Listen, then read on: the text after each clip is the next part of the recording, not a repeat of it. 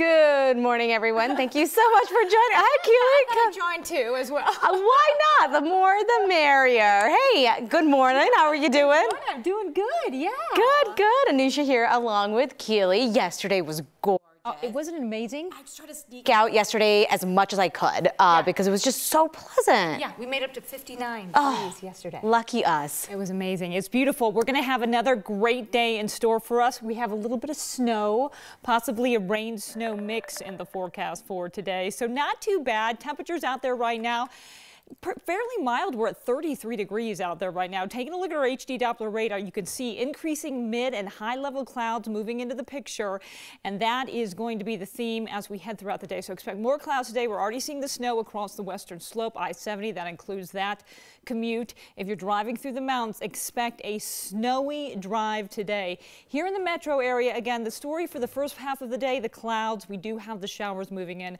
right around 4 o'clock. Again, this is a rain-snow mix. And then I'm thinking as we head into the evening hours, we'll likely transition to all snow, expecting flurries, not expecting much, if anything, in terms of accumulation. So temperatures today getting up to about 43 degrees, so a couple degrees cooler than normal for this time of the year. Again, we have that afternoon, evening snow, some flurries tonight, temperatures dropping down about 25 degrees. Tomorrow, 45, mostly sunny.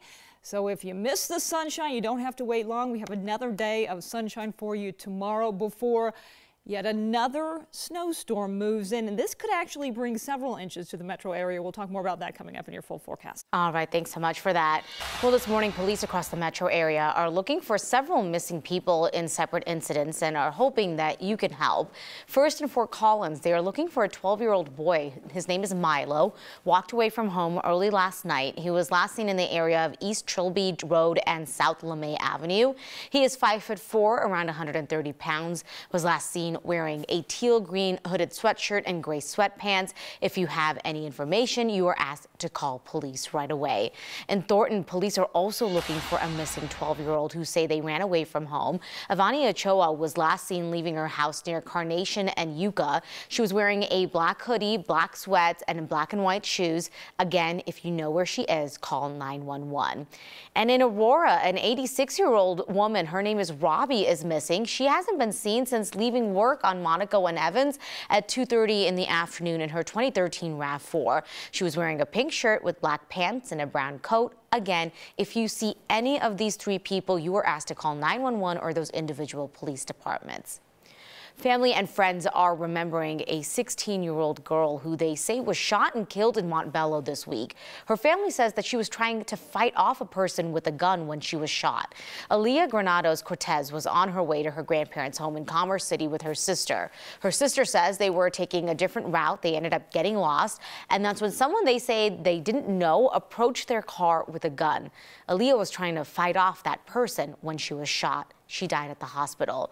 Aaliyah's family wants people to know how hardworking she was and how she split her earnings to support her family. What I just want to tell the community is that she was a great person and they robbed us from her. Denver police say that the suspect is under the age of 18, so that means they haven't released a ton of information about this. They are being held for first-degree murder. Well, this weekend, a family is asking for acts of kindness in honor of their daughter. Maya Pena was just 17 when she was killed 3 years ago by a young man investigators say had mental health concerns. Maya's family said that she was trying to help him. Now her family is encouraging people to do random acts of kindness to honor Maya's giving spirit. Here's 9 News reporter Courtney Yoon. Be a good person.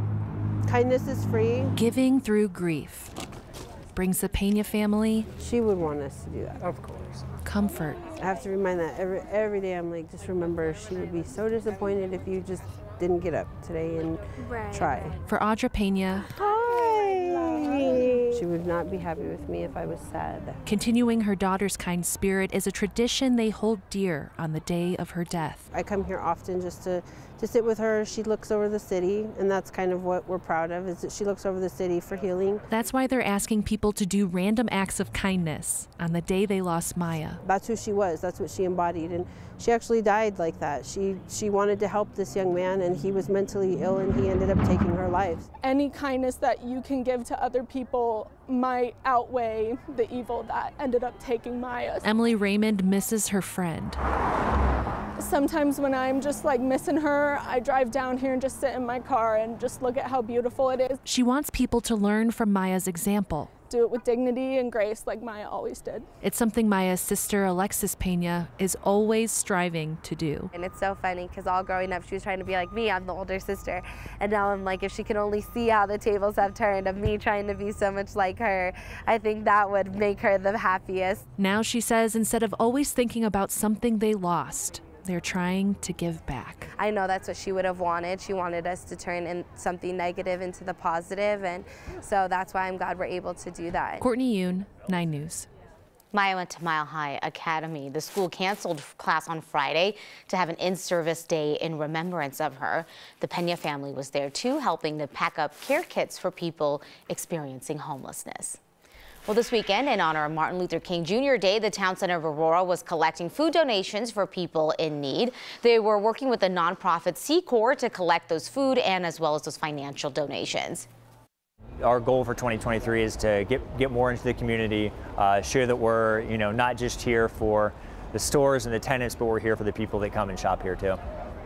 Get out there yesterday. You can still donate online. The Town Center has a QR code posted on their Facebook page where you can donate. President Joe Biden's aides have found more classified documents at his home in Wilmington, Delaware. The White House says 5 additional pages were found earlier this week. Monday, the White House had announced classified documents were found at his private office less than a week before the midterm elections in November. Then in December, another set of documents were found in the garage of his home in Delaware. And then Thursday, Attorney General Merrick Garland appointed Robert Hur to lead a Department of Justice investigation into the president's handling of those documents. The president says he is fully cooperating with the investigation.